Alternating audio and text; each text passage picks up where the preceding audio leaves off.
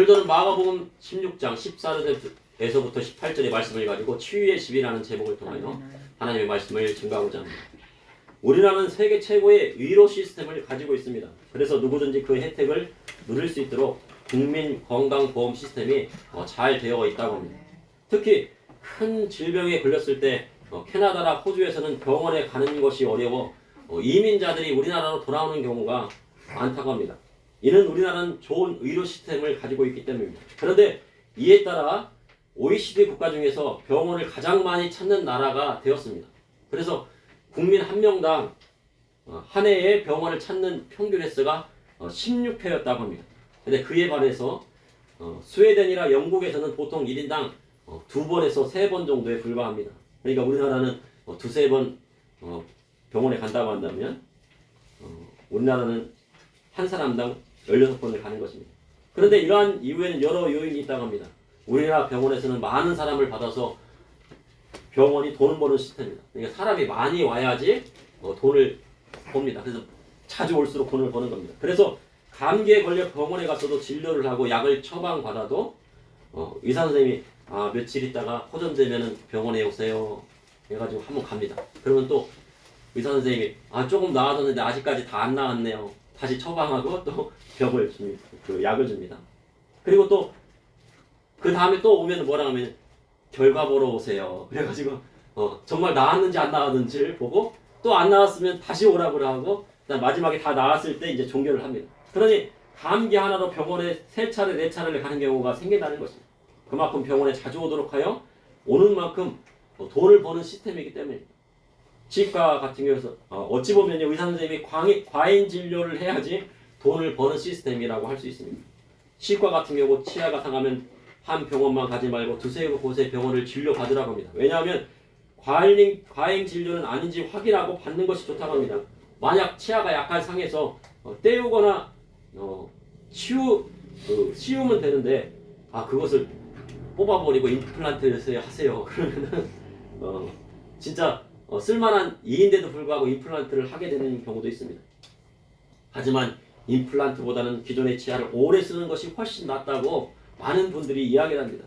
그런데 다른 나라의 경우는 우리나라처럼 과잉 진료보다 의사 선생님을 만나기 힘든 나라도 있다고 합니다.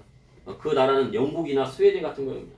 영국 같은 경우에서는요, 병원에 의사 선생님을 만나기가 어렵다고 합니다. 왜냐하면 대부분 다 예약제이기 때문에 예약을 한번 하면은 3개월 있다 만날 수가 있습니다.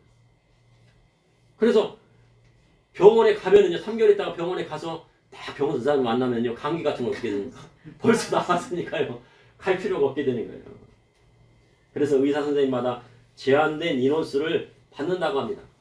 1년에 받는 그 환자 명수가 있습니다. 그 명수만 있으면 미리 이제 돈을 지급해 주는 것입니다.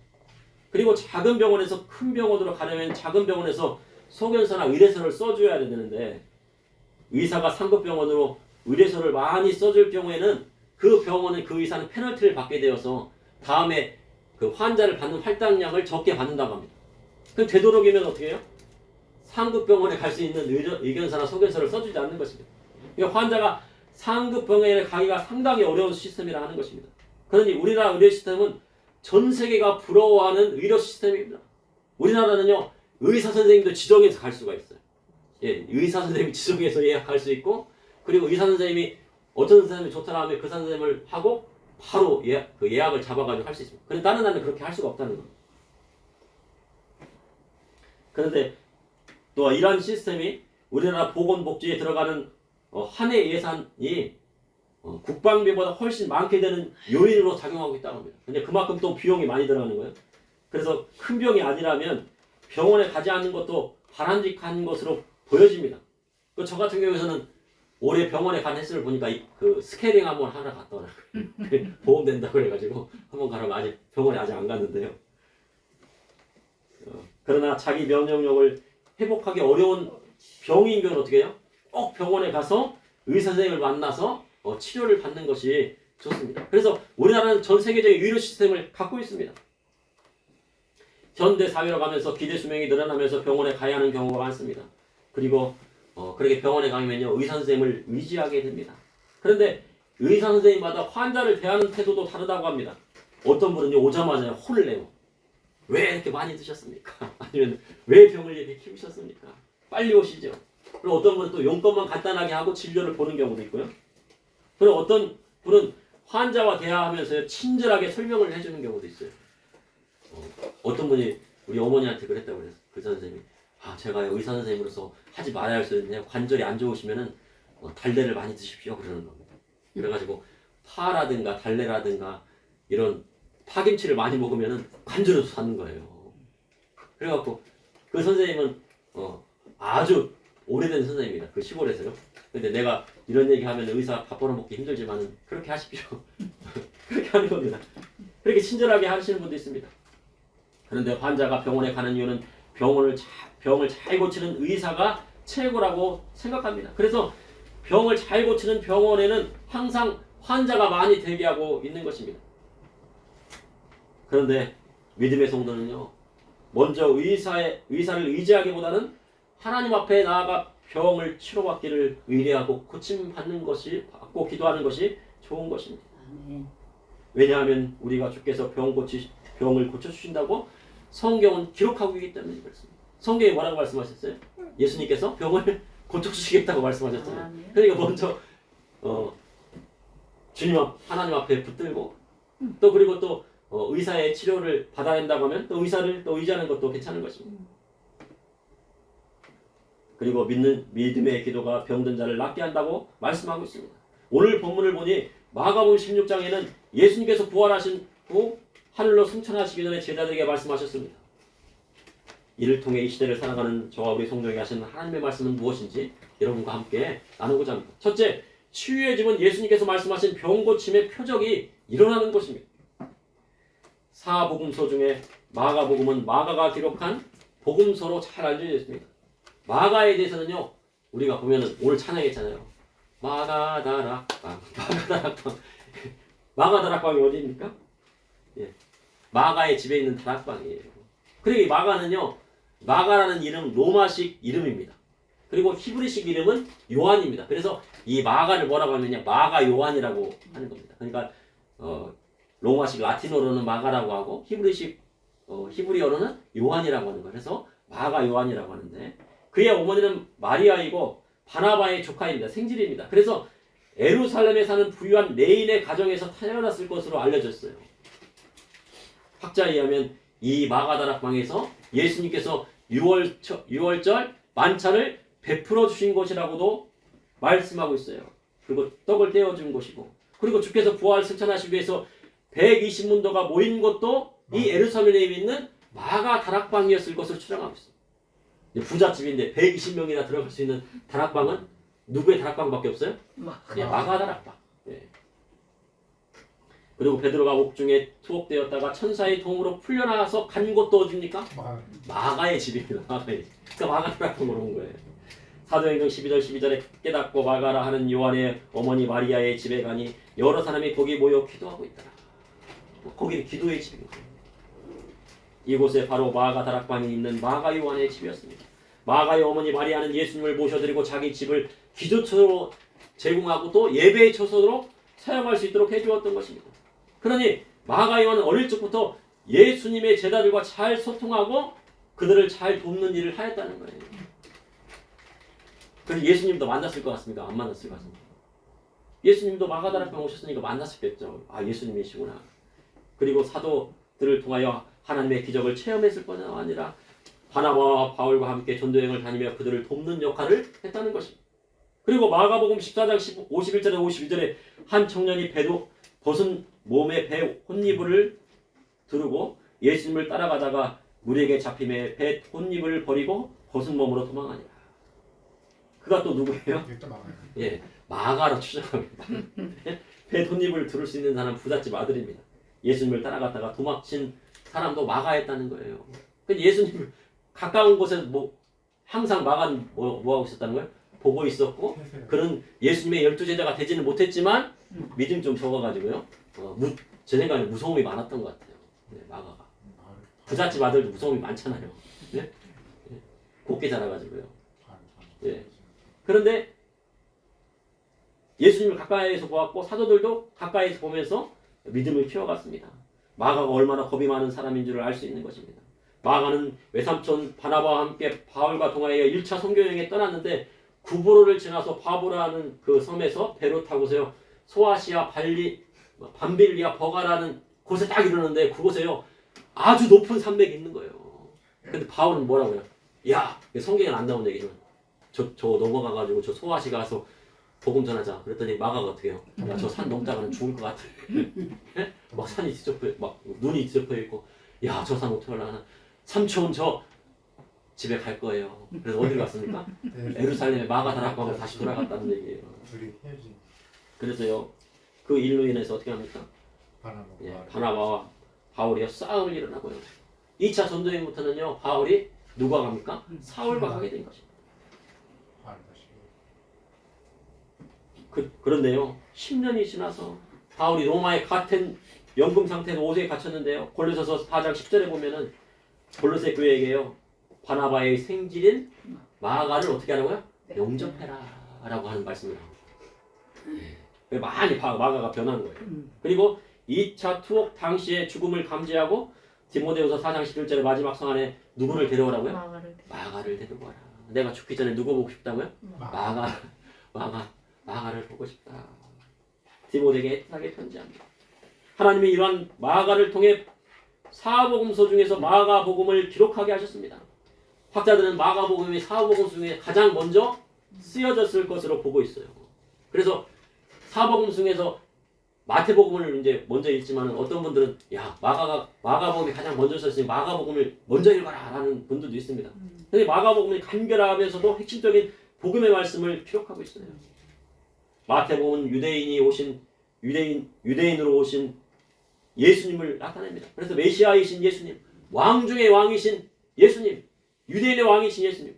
그러나 마가복음은 섬김을 받으러 오신 것이 아니라 도리어 섬기를 하고 많은 사람에게 자기의 목숨을 대속물로 주려 한 예수님을 나타내고 있습니다. 그런데 이런 마가복음 16장에 믿는 자에게 나타나는 표적이 있는데 그 표적이 뭡니까?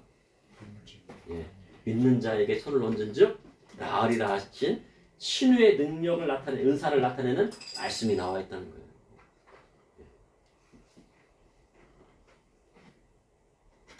마가 요한은요 예수님 주위에서도 제자들 주위에서도 예수님의 제자들 위해서 뭐를 봤다는 거예요? 병 고치는 지금 일어난 역사를 그런 표적을 많이 보았다는 거예요. 청년 시절부터 예수님께서 일으키시는 병 고침에 대해서 보았고 예수님께서 부활 충천하신 사도들을 통해 일어난 신유의 은성을 보았습니다. 안준뱅이가 일어나고 귀신이 쫓겨나가고 새 방언 첫 방언 표적 방언이 어디서 처음 일어났습니까? 마가다라고. 그러니 마가가 바꿨습니까? 바뀌었습니까? 안 바뀌었습니까? 바뀌었죠. 불뱀에 물려도 아무렇지도 않게 살아나는 바울의 소식도 들었고 보았습니다. 그래서 예수님의 말씀을 확신에 차 증거하고 있는 것입니다. 믿는 자에게는 무슨 표정이 나는고요? 병든 자에게 손을 얹어 나으리라 하십니다. 예수님께서 병을 고쳐주겠다는 거예요. 고침받아야 되는 거예요. 둘째, 예수님의 이름으로 병 고침이 일어난 사람에게 병 고치는 능력이 생깁니다. 그러니 이 마가다락방은 무슨 집이에요? 치유의 집이죠. 치유의 집. 병 고침이 일어나는 집. 치유의 집. 그런 거예요. 마가복음 16장 14절에 그 후에 11 제자가 음식을 먹을 때 예수께서 그들에게 나타나사 그들의 믿음 없는 것과 마음이 완악한 것을 꾸짖으시니 이는 자기가 살아난 것을 본 자들의 말을 믿지 아니함이라. 주님 3일 만에 부활하시어 11 제자에게 나타나사 그들의 믿음 없는 것과 마음이 완악한 것을 꾸짖으셨습니다. 이는 예수님께서 십자가를 달리사 3일 만에 다시 부활하실 것을 수차례 말씀하셨기 때문입니다. 그러나 제자는 주님의 부활을 믿지 않았습니다. 왜 믿지 않았습니까? 그런 일이 일어나겠어. 그러다가요 부활의 주님을 만나 예수님의 말씀을 듣고 새롭게 배웠습니다. 병 고침의 은사는 누구를 만나야 돼요? 부활의 주님을 만나야 돼요. 부활의 주님. 오늘 누구를 만났습니까? 11 제자들의 부활의 주님을 만났어요. 예수님을 만났어요. 그래서요 믿음의 성도에게는요 주님의 부활이 나의 부활이 되려 하려서 병이 고쳐지는 역사가 부활의 주님이 나의 주님이 되어서 나를 찾아오셔요. 병 고침의 역사가 일어난다는 거예요. 부활의 주님이 나의 주님이 되어서 믿음의 확신이 딱 생길 때 병든 자에게 손을 얹으면 뭐가 낫는다는 거예요? 예, 병이 낫는 없어요. 부활이라는요, 과학적으로 하면요, 생물학적으로 죽었던 사람이 다시 살아나는 것입니다. 근데 믿는 자의 부활을요, 이 과학적인 것으로 설명하려면요, 한계가 있어요. 왜냐하면 생물학적으로 죽었던 사람이 다시 살아나는 것을 부활이라고만 하는 거예요. 그런데 기독교에서 예수님을 믿는 자의 부활은 죽었던 사람이 다시 살아나서 영원한 생명을 얻는 것을 뭐라고 하는 겁니까? 부활이라는 거예요. 그래서 믿는 자에게는 죽음이 있습니까? 없습니까? 없습니다. 죽음이 없어요. 잠시 사는 거예요. 또한 살아있는 자도 영원히 죽지 않는 것이 부활이라는 것입니다.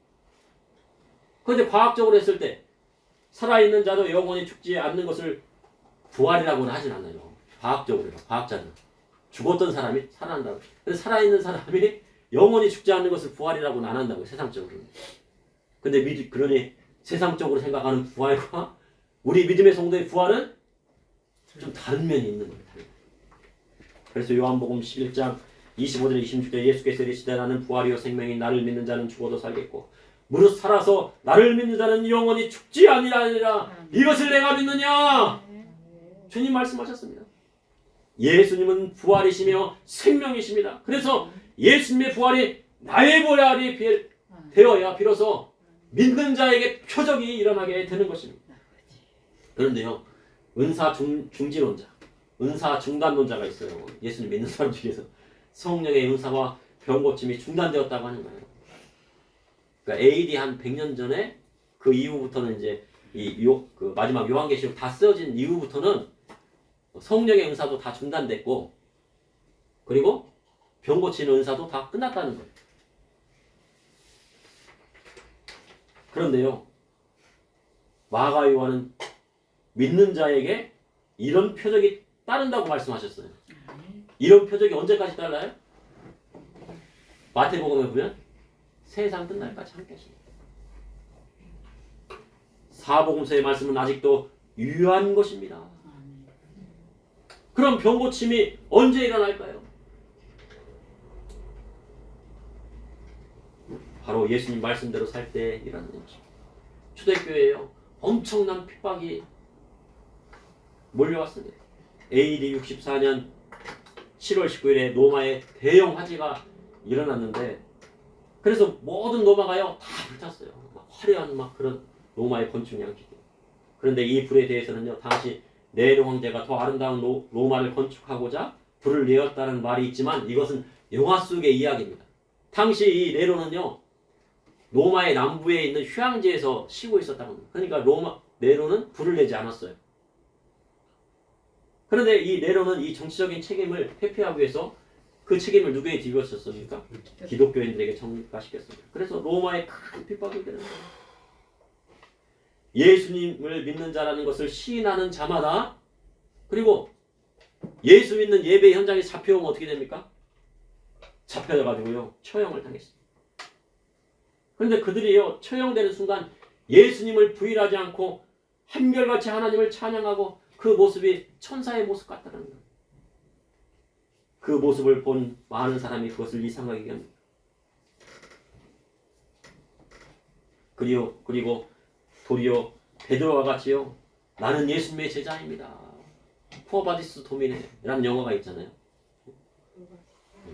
예, 라틴어인데요. 주여 어디로 가십니까? 그랬더니 예수님께서 뭐라고 그래요? 야, 네가 십자가 지기 싫어하니까 내가 십자가 지고 다시 저희 로마로 가려고 한다. 그런 거예요. 그러니 베드로가 어떻게 해요? 예수님 회개를 2번 부인하면 안 되잖아요. 그러니까요 어떻게 해요? 내가 예수님 제자요. 내가 베드로요. 나는 예수님을 믿는 자입니다. 고백하고 죽은 사람이 많다는 거예요. 예, 나는 예수님의 제자입니다. 붙들려 왔어요. 예수님의 제자. 그런데 어떤 사람이 있다는 거예요? 나는 예수님의 제자고 예수님 믿는 사람이라고 자기가 자청해서 죽음으로 온 사람이 있다는 거예요. 그런 사람은 어떤 사람이에요? 자, 만약에 자식이 있는데 자식들이 예수님 믿고 예배 현장에서 끌려갔어요. 로마 경기장으로 죽으러 간 거예요. 그러면 아버지가 어떻게 했겠습니까? 아들이 없는데 무슨 소망이 있어요? 나도 예수님 믿는 사람입니다. 어머니가 무슨 소망이 있어요? 그러니까 뭐라고 하는 거예요? 나도 예수님 믿는 사람입니다. 성도가 끌려갔어요. 성도가 없는데 목회자가 무슨 소용입니까? 나도 예수님 믿는 사람입니다. 천양호 목사님이 그랬다는 거잖아요. 다들 막 공산군이 내려오니까 이제 그 호남 지역에 이제 막 공산군들이 막 내려오는데 다들 떠나가는데 야 보니까 누구만 남았어요? 젊은 사람은 다 도망가고 이제 다리가 성하지 않으신 분들 어르신만 남은 거예요. 그러니까 성도들이 있는데 야 내가 성도들이 여기 남아 있는데 내가 어떻게 도망가냐 하면서 어떻게 하는 거예요? 송양 목사님이 공산군들에게 죽임을 당한 거 아닙니까? 근데 그런 일들이 어디에 일어났다고요? 바로 로마에 있는 그 현장에 일어났다는 겁니다. 이는 부활의 신앙이 없이는 할 수 없는 것입니다. 그러니 초대교회의 기적이 일어나지 않을 이유가 없는 겁니다. 그러니까 기도하면 낫는 거예요. 기도하면 낫고 병 고치는 역사가 일어나고 그런 것입니다. 현대 이란에서는요 기독교에 대한 박해가 극에 달했다고 합니다. 예수 믿는 것이 발각되면요 모든 경제활동이 중단되고 부모로부터 가족으로부터 버림받고요 상속재산 하나도 받지 못하고 쫓겨나게 돼 있어요. 그리고 예수님을 믿는다고요 설교를 하고요 설교를 다 하잖아요. 그럼 어떻게 해요? 잡아다 크레인에다가 이렇게 매달아 놓는데요. 그런데 어떤 사람이 나타난다는 거예요? 설교를 하겠다고 하는 사람이 계속 나타나는 거예요. 나는 예수님 믿는 사람이고 설교를 하겠다고. 지금도 일어난다고요. 그만큼 핍박이 심한 것입니다. 그래서 현재 이란의 기독교인이 급속도로 증가하고 있습니다. 그 예수님 믿는 사람들이 일어나고 있고 이란에서 병고침이 일어나는 기적의 현장들이 일어나고 있다는 거예요. 그러한 핍박 속에서 예수님을 믿으면 이 기적이 많이 일어납니다. 그런데요. 이란은 우리가 알고 있는 것처럼 아랍 계통이 아닙니다. 아랍인이 아니에요. 그 이란 사람들은 페르시아 아리안 계통의 후예라고 합니다. 그래서 1979년 이란의 혁명이 일어나기 전에요. 사람들은 자유 걸었어요. 1979년에 이란 혁명이 일어나기 전에는 서양 문물을 받아들여 갖고요. 히잡을 쓰지 않았고 여성들이요. 그리고 뭐를 입었습니까? 미니스커트를 입고 다녔다는 거예요. 상상이 안 가잖아요. 몇십 년 전만 해도. 그런데 갑자기 이란의 혁명이 일어나면서 어떻게 됩니까? 모든 것이 바뀌었어요. 여성들의 자유를 다 빼앗아요. 이건. 히잡이라든가 이런 거 이렇게 딱 쓰지도 않고 그냥 딱 벗고 나가면 어떻게 된다고요? 코를 벤다는 거예요. 그러니까 여성들의 어떤 자유와 인권이 있습니까? 없죠. 그런데 현재요. 지난번 헬기 사고로 보스파 대통령이 죽은 후에 현재 이란은 개혁파 대통령이 마슈드 페제스키안이 되는 파격적이 일어났어요. 그 사람은 이제 여성들의 인권에 대해서 좀 옹호적인 사람입니다. 이란도 지금 변하고 있다는 겁니다. 하나님께서 이란도 변화시키고 계십니다. 왜 그렇습니까? 이거? 땅끝까지 복음이 증거된다고 말씀하셨잖아요. 그 안에 핍박받는 기독교인들이 있습니다. 병고침의 은사는 병고침을 받는 사람에게도 나타나는 경우가 있어요. 병고침의 은사는요, 병고침 받은 사람에게서 나타나는 신유의 은사. 그러니까 자기가 예수님을 믿고 병고침을 받아본 사람은요, 다른 사람의 병도 고칠 수 있다는 겁니다. 예. 그래서 자기가 예수님을 믿고 병고침을 받았으니까 다른 사람을 손을 얹고 기도했더니 귀신이 쫓겨나고 무슨 일이 일어나요? 예, 병이 고쳐지는 역사가 일어난다는 거예요. 이는요 병고침을 받아본 사람에게 믿음이 있기 때문에. 우리 목사님 담임 목사님 병고침 받으셨잖아요. 신의 은사가 있다고 저는 보는데요. 그래서 자주 손은 안 얹으시더라고요. 이제 근데 또 손을 얹으시면 또 이제 하나님께서 놀라운 기적 역사를 베풀어 주실 거 저는 믿는데 그 손 얹기가 쉽지 않아요. 안 믿는 사람 손 얹고 한번 기도해 보세요. 예? 믿음이 없으니까요. 막 기도가 그냥 1시간이고 2시간이고 기도해야지 그것이 그 사람이 회개할 때까지 막 기도를 해야 되니까요. 그게 막 진이 빠지는 거예요. 이거 어렵죠. 쉽지 않죠. 그래도 어떻게 된다고요? 병정자에게 손을 얹은 즉 나으리라 하신 말씀이 이루어지게 되는 거예요. 특별히 우리 교회는요. 치유의 집이 돼야 돼요. 마가 다락방 같은 섭리의 역사가 풀릴 일이 일어나야 되고요. 그리고 치료받는 놀라운 역사가 일어나야 되고요. 예수님이 십자가의 보혈이요 발라지고 덮어지고 일어나서요 기적의 역사가 일어나야 돼요. 그렇게 하려면 어떻게 돼요? 예수님 말씀대로 살아야 돼요. 셋째, 예수님의 복음이 천하에 전파되는 곳마다 병고침이 일어납니다. 마가복음 16장 15절에 16절에 또 이르시되 너희는 온 천하에 다니며 만민에게 복음을 전파하라. 믿고 세례를 받은 사람은 구원을 얻을 것이요 믿지 않은 사람은 정죄를 받으리라. 예수님께서 11 제자에게 당부하신 것이 있습니다. 그것은 온 천하에 다니며 만민에게 복음을 전파하라 하신 것입니다. 나라 민족을 구분하지 말고 모든 민족의 복음을 증거하라고 하신 것이 예수님의 말씀입니다. 이런 예수님께서 구름을 타시고 다시 오실 그때까지 믿음의 성도들이 해야 할 일입니다. 그리고 믿고 세례를 받은 사람은 구원을 얻고 믿지 않는 사람은 정죄를 받으리라 하셨습니다. 예수님의 이름으로 세례를 베풀어 줄 것을 말씀하셨습니다. 세례는 물속에 들어가 죽었다가 다시 살아나는 것을 뜻하는 것입니다. 그런데요, 세례는 자기 일을 위해서 받는 것도 있지만 이 세례는요 다른 사람을 위해서도 받는 겁니다. 왜? 내가 다른 사람을 위하여 주의 복음을 증거하다가 죽겠다고 하는 뭐예요? 서약인 거예요. 세례 받았어. 야 나만 천국 갈 거야. 아니에요. 어떻게 해요? 세례 받았다는 거요. 내가 죽겠다는 거예요. 주의 복음을 통해서. 내가 죽겠다는 거 뭡니까? 믿지 않는 이웃에게 복음을 증거하겠다는 거예요. 믿지 않는 부모나 자식에게 증거하겠다는 거예요. 믿지 않는 형제들에게 복음을 증거하겠다는 약속이에요. 근데 서원한 것은 어떻게 하래요? 갚으라고 하셨어요. 저기 구약성경에 보면요. 서원한 것은 갚으라고 했어요. 근데 갚지 않는 경우가 있어요. 뭐예요? 남편이 안 갚아도 된다고 안 갚아도 된다. 그렇지만요. 갚으라고 하면 갚아야 돼요. 갚아야 돼요. 다른 사람을 살리기 위해 자신이 죽는다는 뜻이 세례에 포함돼요. 그래서 세례를 받는 사람이 많아질수록 예수님을 믿고 구원받는 사람들이 늘어가고 있습니다. 현재 전 세계는 요동치고 있습니다. 북한에서요. 우크라이나와 러시아 전쟁에요. 10,000명 이상을 파병했다고 합니다. 그곳에는요. 특수부대 3,000명이 포함되었다고 해요. 근데 얼마 전에 북한에서 휴전선 근처를 요새하고요. 다른 나라하고 살자고 한 이유가 거기에 있었던 것 같아요. 너희들 이제 하지마. 우리 러시아하고 손잡고 우리 그냥 살 거야. 10,000명 보내서 1년치 월급이 얼마나 돼요? 3,400만 원 따지면 한 5천억 정도 된다고 해요. 거기다가 이제 뭐 석유라든가 식량자원분이 한 1조 정도 됩니다. 1조 정도 들어오면은 누구 주머니로 다 들어가요? 김정은 주머니로 다 들어가죠. 우리나라는 이제 세금 들어오면 이제 국민들한테 뭐 의료 복지라든가 이런 거, 사회복지 이런 것들 그리고 어려운 사람들한테도 주고 또 그리고 이제 뭐예요? 어린이들 교육하는 데 쓰잖아요. 근데 북한은 그거 다 어디로 가는 거예요? 김정은 주머니로 들어가고 당 간부들 잘 먹고 잘 사는 데 쓰여지고 그리고 어떻게 뭐예요? 무기 사는 데 다 쓴다는 거예요. 근데 큰일이에요. 그런데요. 말이 똑같고 음식이 비슷하고 살아온 문화가 같은데 다른 나라로 살자는 것은 맞지 않은 것입니다. 전 세계적으로 전쟁의 소문이 돌고 있는데 이 모든 것을 자세히 보면요. 모든 것이 다 하나로 연결되어 있어요. 북한과 러시아와 중국, 이란.